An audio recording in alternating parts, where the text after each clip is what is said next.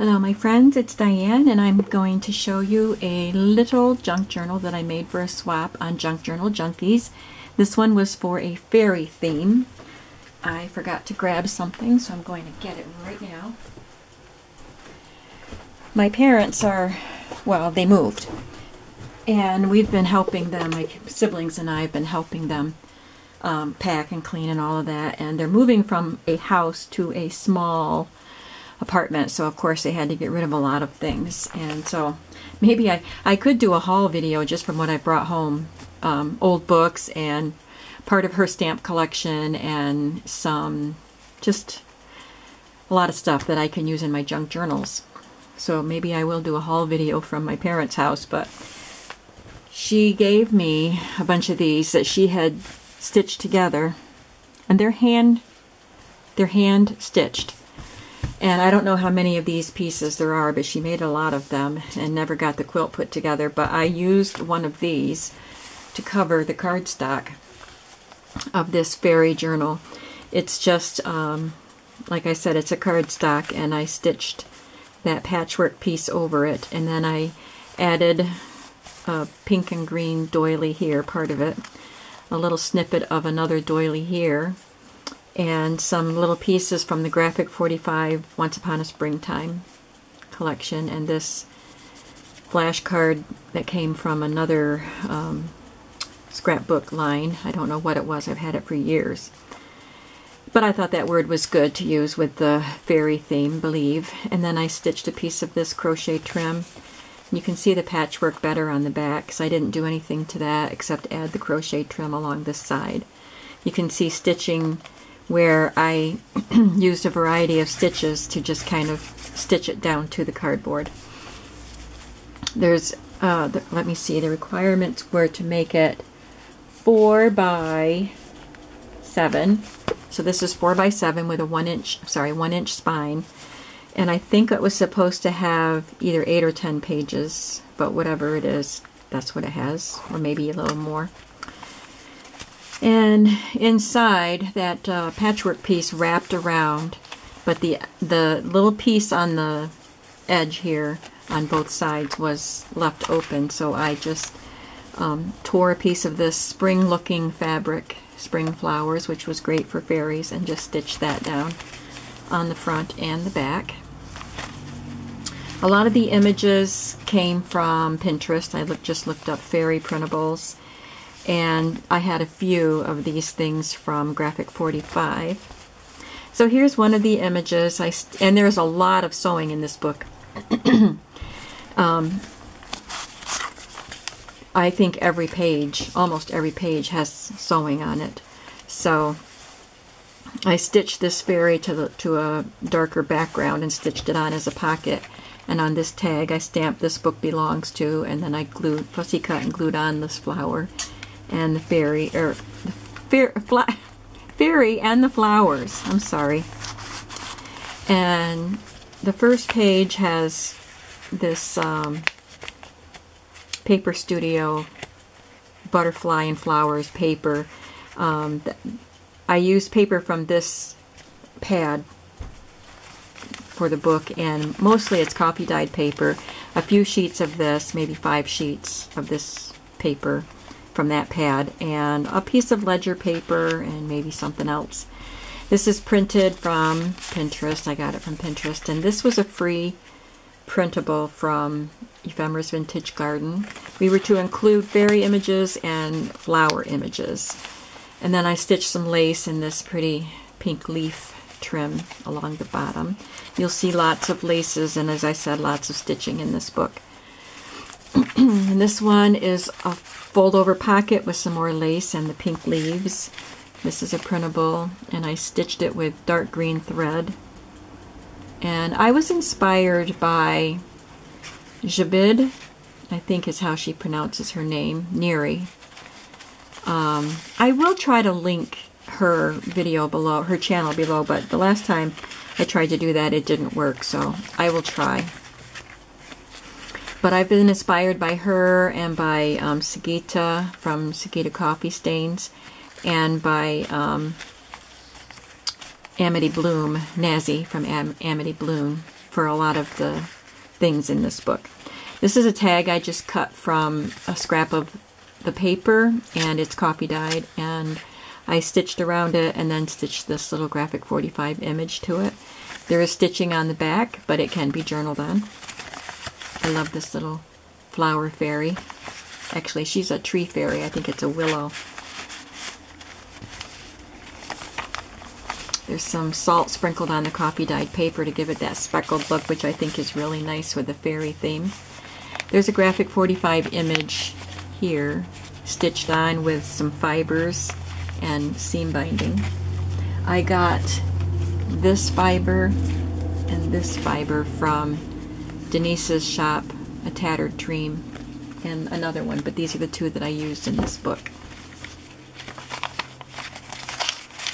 They don't belong in here. This is just to remind me that I have this stamp. It's supposed to be sheet music, like an image of a sheet music cover, but it's called Fairy Whispers. And so I wanted to include a tag or two with that stamp. But these are what I had already stamped.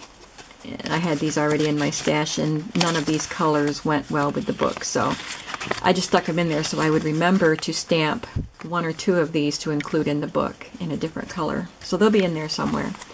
And there's a little butterfly from the Tim Holtz die cuts. There's another printable butterfly paper, and this is another freebie from Ephemera's Vintage Garden. Beautiful tag.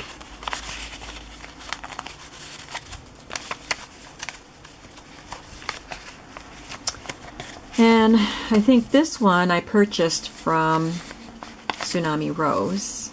And then it's got some seam binding stitched on there and a little bit of lace stitched along the side. And here is a printable, a freebie, or yeah, I got it from Pinterest. And it's distressed on the back. Oh no, it's, oh excuse me, it is distressed, but it's also stamped. And this page has some stamping on it.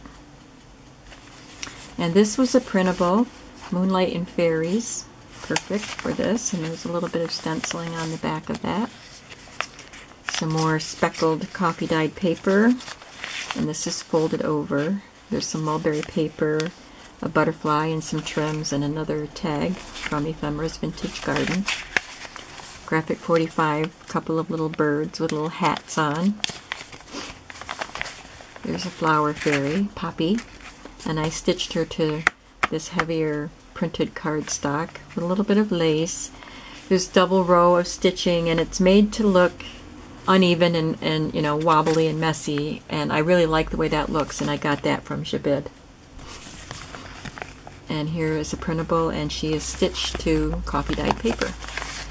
Coffee dyed ledger here, a doily and a little butterfly, and clipped to this side of the doily is another printable tag. I love that image.